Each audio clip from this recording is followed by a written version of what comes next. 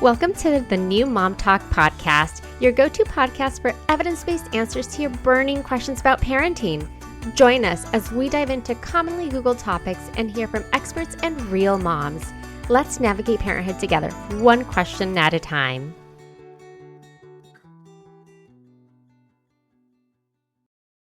Hi, everyone. Today, we're going to talk about packing a hospital bag. I am excited for this one because as a new or first-time parent, I think you don't know what to pack, so you want to pack everything, and you don't need half the stuff. There's a lot of things that I learned after packing my hospital bag, including do not bring white pillowcases with your pillows because they will keep them. Today we have Zabrina. We're going to get all of the questions answered about this awesome topic. Thank you so much. I'm so excited to be here with your listeners and talk about the hospital bag, just like what you were talking about. I think it's one of these topics that are not talked about often and how to prepare. And so I'm just so excited to be here and be with your listeners. So a little bit about me. I'm Zabrina. I use she, her pronouns. And I started as a labor and delivery nurse. I live on the Central Coast in California. And while I was waiting to get into the nursing program, I went to Cal Poly and started my bachelor's degree in child development. And so then I went back to the nursing program, got in and did my 2-year program there. And it was really cool at the time. They had this 50-50 program where you would do the nursing program and then you would work at the hospital. They'd pay you for 40 hours, but you only had to work 20. But you signed a contract saying you'd work for them 2 years after. So we were like one of the last classes to get into that program. And I actually got in on labor and delivery. And through the nursing program, I totally thought I wanted to be a pediatric nurse. And I did my rotation there. And I said, absolutely not. Like my heart goes out to there's certain specialties with nursing that you're like, nope, can never see myself doing that. And when I saw my first birth in the hospital, I was like, yes, this is what I'm doing. This is where I'm going to be. And just absolutely loved it. And once I graduated nursing school, then I went back to Cal Poly and finished my bachelor's degree in child development and started at a small hospital. We did about 60 deliveries a month. And at that time, I was probably one of the youngest nurses on the unit. And I really wanted to get some more experience. I wasn't feeling very comfortable in some of those emergency situations. And one of our local hospitals was a teaching hospital. So I went to a hospital that did 300 births and a high risk hospital. And through that journey, I heard about doulas and didn't know what that was. And doula training programs and childbirth education programs were giving continuing education units. And so I took those classes and I was like, this is the heart and soul of like what labor and delivery nurses do. It's the fun part, giving that physical, emotional, informational support. And I became a doula, a childbirth educator while supporting my clients at the bedside. And then I started getting into advocacy work and really learning about maternal health in the United States. And so that kind of took me out of the hospital, out of the bedside, and I started my own business as a doula, as a childbirth educator. And yeah, so that's what I'm doing now. Go Cal Poly. We are also Cal Poly graduates. I got my Yes, master's. Mustangs. Yes. I got my master's in special ed there, and my husband did his undergrad there as well. So yes, we love Cal Poly. Awesome. Yes, love the community. So let's go ahead and get into it. I want to talk first about essentials. What are the absolute essentials that we need to pack in a hospital bag? Yes. I feel like there's so many. There's always like the certain things that you cannot go without. For me, I would say that is shower sandals. Yeah, that's always a good one. Yes. Some things people don't think about. Yeah, I definitely think essentials. I definitely think I do want to preface like in an emergency too, like you can totally have your baby without a hospital bag. But if you've got time and you're planning, and we'll talk about when to plan the hospital birth bag, but essentials, I would think about it in categories. So I have a hospital packing list. And so thinking about the birthing person, thinking about the partner, and thinking about the baby. And so some of the essentials like the shower slippers. I wanted to talk about things people might not talk about, and that's going to be like a robe or loose fitting clothing. People think you just have to wear the hospital gown, but you absolutely do not. There might be a time where you want to switch into the hospital gown towards the end. You talked about things getting messy. So something that you don't care about and in that early labor part, have a robe, have shorts and a t-shirt, something comfortable. I know that Bundle Birth Nurses talks about team underwear, and so bring your own underwear if you want. Use the underwear in labor and delivery, but you don't have to be all bare and nude either. So doing that, and I think a lot of people don't think that they can bring their own food. So bringing your own snacks, and there's a limited supply at the hospital. So energy kind of balls, peanut butter balls, oats, think about carbs and protein, and your own drinks, electrolytes. So it's so important to stay hydrated when you're when you're in labor.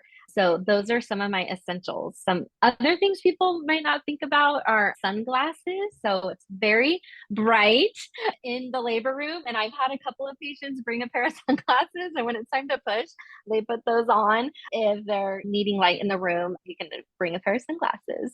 So it's funny that you mentioned the row because I just saw this reel of this dress that I think it's Ann Taylor Loft is selling, or the Loft. I don't know the difference.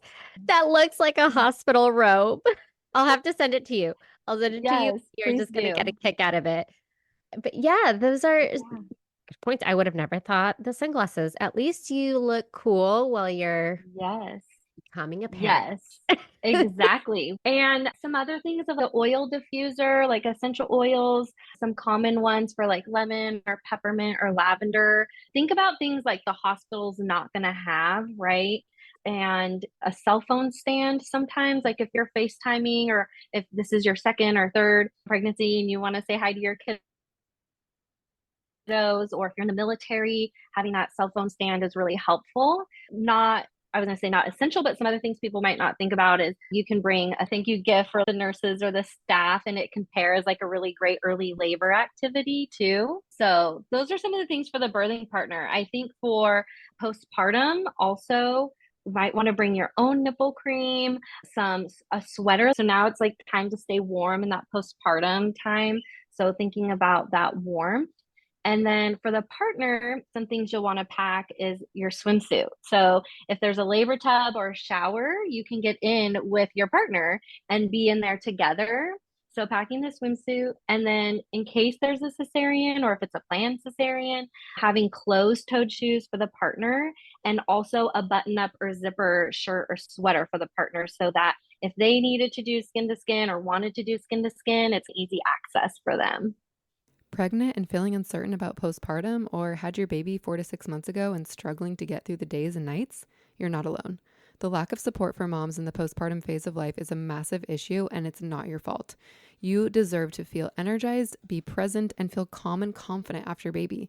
I'm Natalie Welch, perinatal registered dietitian, aka the mom's nutritionist. In my postpartum prep for moms and renewed mama programs, we work one-on-one to get you showing up how you always envisioned through simple lifestyle and nutrition tweaks. Head to my website at nataliewelchrd.com to learn more and grab my free postpartum care plan now, and tune into the Birth of a Mama podcast for stories and expert guidance from and for real moms like you. Love all those. Yes. A lot of things that, yeah, you really do not think about. And yes, if you're in a rush and you just got to get Mhm. there, then I'm sure they will have everything that you need, at least for that postpartum piece. But Yeah. now let's talk about some things that people pack, but you maybe don't really need. Yeah, I think some of those things that the hospital might already have. I think if you're in a rush, the toiletries, most hospitals have the basic toiletries, even a black comb they have, and it can pair as a labor tool as well if you squeeze that black comb in your palm. And then they have the pillows, they have the blankets, but you can bring your own from home. And so the other thing I would say is like diapers. The hospital has diapers, like your Tux, your witch hazel pads. The hospital has that. So use theirs until they run out. And then this is a toss up, but baby clothing, it's just less laundry to do. So use the hospitals. They have outfits for the babies. They're not cute, but pack a going home outfit so that you can, have that one for going home. So I sometimes think that's, just depending on how you want to look at it. If you're, into taking pictures of babies in their new outfits, go ahead and do that, but not essential. So you did mention earlier, like packing the loose clothes, which I'm glad that you mentioned that because after having well, this is me personally, after having my son, I thought I was going to be able to walk out in my normal leggings, like the leggings that I'm wearing today. I wore them all throughout my pregnancy. They're the Lululemon Align pants, Yes. but elastic is our best friend. Yeah, but they're leggings. They're tight. No, those were not going to work. It would have been very noticeable that I was walking out with basically a diaper. Yes. So wear something you're going to be comfortable being seen in, and Yeah. it's okay to not fit into your pre-pregnancy clothes right away. Yeah. Exactly. Or even like a one-piece dress is fun. And the sandals, not just shower sandals, but sandals for going home because our feet can get so puffy and postpartum, right? And you want to feel comfortable and not, or slippers and sandals for sure. When should someone start considering to pack their hospital bag? Yes. So it's never too early to start thinking about it. But if we think about packing things that you know that you're not going to need, essentially, I always say just pack a little bit at a time. I think it's a great third trimester activity to start thinking about it and packing, have a list and just check off weekly so it's not so overwhelming. And by the time you get to the end, you're like, oh, yeah, there's just a couple of things, or you might find some extra things you want in there. So, third trimester, I would try to have your bag completely packed by 38 weeks. And yeah, so I think 36 to 38 weeks is a good time to finalize your hospital bag, but can be a fun third trimester activity and something that you can have your partner be involved in as well. Yeah, I love that because it can get so overwhelming if it's super last minute and then you look around and you're like, oh my goodness, this isn't ready, that isn't ready. So if it's little by little, but you know what? I'm a person that gets overwhelmed with packing. So, Yes. so I start weeks in advance. Yes, exactly. And it's never too early. If you're going to have certain essentials in there, you can get them in there and start the bag And now then another or bags. important question that I feel like you don't really think about when you're packing, but what is something to consider when you are packing? I feel like you think, okay, I have this backpack and everything's going to just fit in there and be shoved in there. And then it's hard to access anything. So after I packed everything, I was like, oh, okay, like maybe I should have thought about the kind of bag that was going to make it easy to access what I needed. Yeah, I think that, and what I actually, one of my clients just recently had this, and I use them for camping, but car compartmentalizing everything so that your partner or support person, or even like the nurse might need to grab something, and you're like, yes, the pink bag or this, and not like fumbling through everything. So they sell like little compartment bags, mesh bags that you can put together. Use a Ziploc if you need to. You don't have to get super fancy, but also think about how I talked about having a bag for the birthing person. So a labor bag, possibly postpartum bag separate, have partner have their own bag or own area, and then the baby have their own thing. Because when you're getting to the hospital or you're rushing, like you don't need the baby stuff right away. So you don't need everything. You might not need the postpartum right away. So focus on either doing separate bags or separate compartments. You can label things if you want to. With a Ziploc, make it easy with a Sharpie. But yeah, compartmentalizing a suitcase with wheels is going to be really helpful. Yeah. Yes, Or because organizers, even organizers too. Like the toiletries were all in an organizer. And so it's all in one area. or yeah, Mm-hmm. it's such a great idea. Like the one that folds open and everything, there's like separate Yes. bags. Or yeah, Yes. like the packing cubes. Those are Yes. super Packing cubes. handy. W- Yes. yeah, I had them and did not use them. Don't know why, but that is such a good point. Like even now, before you mentioned it, I don't think that I would have thought about using those, but they come in Yeah. handy. Very handy. And they can serve right postpartum the rest of your life. So I'm a big believer in using things that you'll continue to keep using, and that's something you can keep using. Oh, Those for family sure. trips. Oh, yeah. And they really do make packing easier. So something that you should definitely invest in if you don't yet, because anytime you need to pack for a trip, whether it's camping, a weekend away, or a trip out of the state, it really is Yeah. just so useful. Anyway, Yeah. my last question. Do you have any other tips, Yeah. suggestions, or recommendations?